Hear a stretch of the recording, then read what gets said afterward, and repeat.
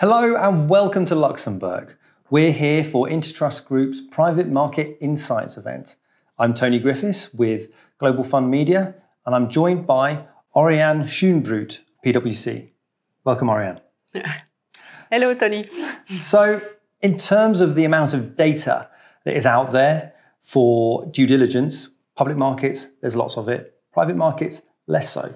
To what extent does that present challenges for the due diligence process? As you mentioned, already in the question, you see the problem and the challenge for private markets. So as you mentioned, for listed market, we have data and the challenge will be different. It's really to assess the quality of data and to see how they can exploit this data. But for the private markets, it's really different. We don't have the data available and we have to create the data. And we also, the tool that we will use and the methodology that we use is totally different than the private market where we have rating agencies. So for the private market, we will rely more on due diligence. But then before going into the due diligence, we have to see what kind of data we need to assess through the due diligence process. And we usually use for that the materiality assessment. So really the most relevant issues that are linked to the industry, the sector of activity, the company. So, and because when we talk about materiality,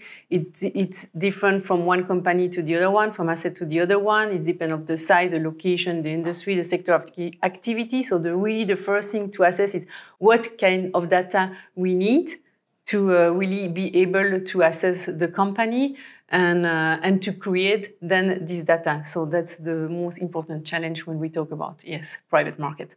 So when things like ESG have really affected the way that due diligence works, could you talk a little bit about the way the due diligence process has evolved over the last few years and as a result of this? And we see that mainly the due diligence has evolved because we need more data, no? And why we need more data is also pushed by the regulation, no? Because the regulation asks financial market participants to be more transparent on what they have and if there are ESG or more sustainable investments. So it's really important. No, they are positioning themselves, and no, the market is requiring more data also for transparency and to avoid greenwashing.